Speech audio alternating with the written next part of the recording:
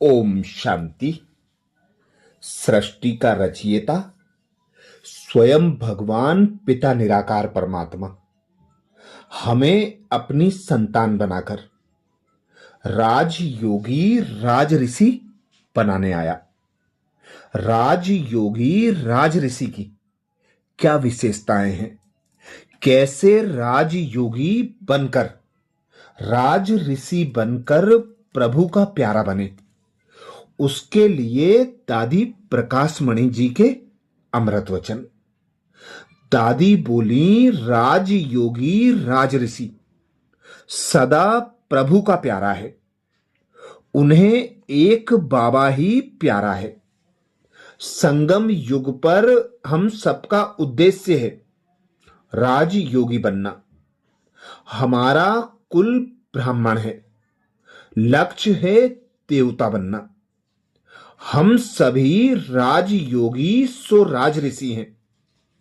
ऋषि अर्थात ब्रह्मचारी, गृहस्थी नहीं। हम ब्रह्मचारी सो ब्रह्मचारी हैं। हमारे सर्व संबंध एक बाप से हैं। हम उस सच्चे मासूक के आशिक हैं। हम सभी उस सच्चे मासूक के इश्क को जानते हैं। एक बाबा की लगन कितनी प्यारी, मीठी, सुखदाई है। ऐसी लगन में मगन रहने वाले कभी किसी दूसरे की लगन में नहीं जाएंगे। अगर किसी की आपस में बहुत अच्छी प्रीति होती है तो उसे तोड़ना मुश्किल होता है। ऐसे जब बाप से हमारी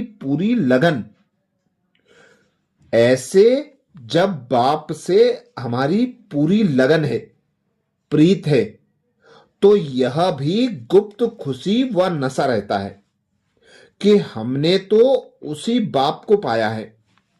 सारी दुनिया कुछ भी नहीं है, एक तू इतना प्यारा है। हम उसी प्यार के समुद्र की नदियां हैं। इसी को ही हम कहते हैं निरंतर योग में रहना। यह मस्ती बड़ी निराली है। बाबा के प्यार का अनुभव करते उसी मस्ती में रहो तो दूसरी कोई भी बात सामने नहीं आ सकती। यह पुरुषार्थ की बहुत सहज विधि है। कई बच्चे योग लगाते हैं, मेहनत करते हैं, लेकिन अनुभव नहीं होता। कहते हैं मेरा एक बाबा दूसरा ना कोई। यही पुरुषार्थ करते हैं कि मैं आत्मा हूं, मेरा बाबा प्यारा शिव बाबा है, मुझे बाबा की सेवा में तत्पर रहना है। जितना समय बाबा की सेवा में जाए उतना अच्छा है, लेकिन अनुभव हो कि मैं आत्मा इस शरीर से अलग हूं। मैं आत्मा सुनती हूं, आत्मा बोलती हूं, यह मेरा शरीर है। यह अभ्यास कम है। जब हमने कहा मैं आत्मा आपकी हूं तो मेरा सब कुछ आपका है, अर्थात मैं बाबा को ही समर्पित हूं। आप आत्मा एक बाबा पर समर्पित हो जाओ तो यह जो संकल्प व बुद्धि इधर उधर भटकती है वह भी समर्पण हो जाएगी। फिर यह कंप्लेन खत्म हो जाएगी कि क्या करूं, मन भटकता है। विचार शक्ति, बुद्धि की शक्ति को समर्पण कर दो। फिर यह भी नहीं कह सकते कि यह मेरे संस्कार हैं। कभी किसी ने यह नहीं कहा कि बाबा का संस्कार ऐसा है।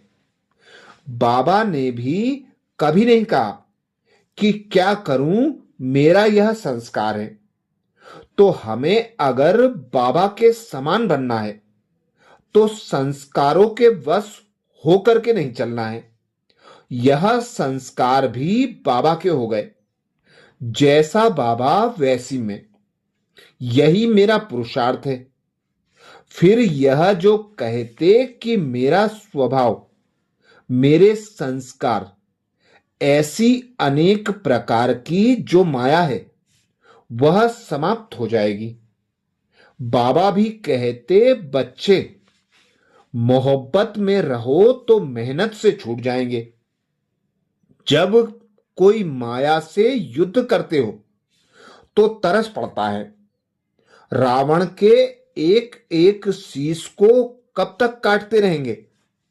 एक मूल शीश को ही काट दो तो दसों शीश कट जाएंगे। बाबा कहते, तुम सब हो कठपुतलियां, और तुम कठपुतलियों को मैंने दी है श्रीमत की चाबी। तो बाबा ने जो श्रीमत की चाबी दी है उसी अनुसार बेफिक्र बादशाह बन निश्चिंत हो खेल करो। लेकिन सदा समझो हम राजऋषि राजयोगी हैं। अपना ऑक्यूपेशन नहीं भूलो। योगी के लिए मूल चाहिए ज्ञान से पुरानी दुनिया का वैराग्य। हम हैं योगी लोग, ना कोई अपना ना कोई पराया। हमें कौन जाने।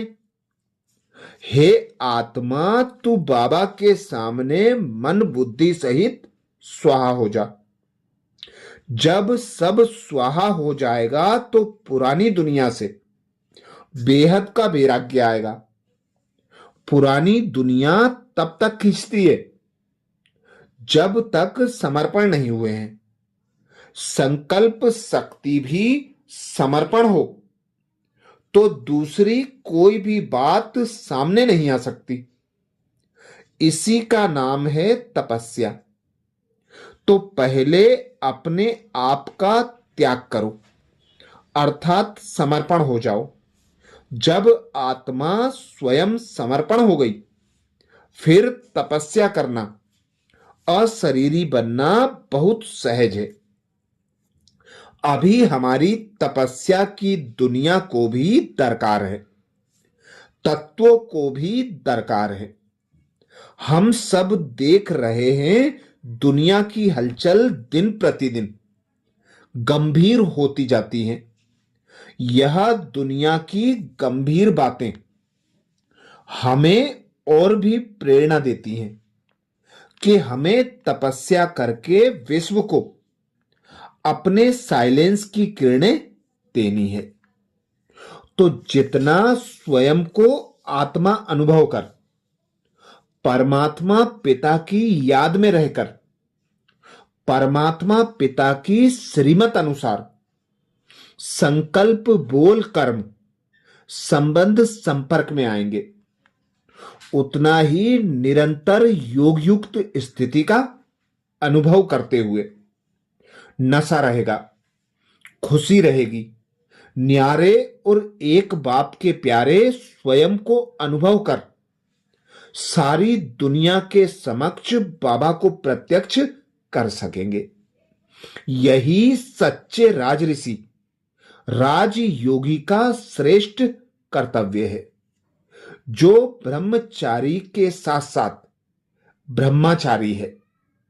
वही राजयोगी राजऋषि है। तो सच्चा राजऋषि बनने के लिए स्वयं को पूरा पूरा बाबा पर अर्पण कर दो। संकल्प बोल कर्म तन मन धन सब कुछ बाबा का है। मैं भी बाबा का हूं, बाबा मेरा है।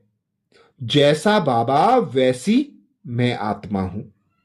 तो कोई भी स्वभाव संस्कार का फर्क कभी अनुभव नहीं होगा। अच्छा, ओम शांति।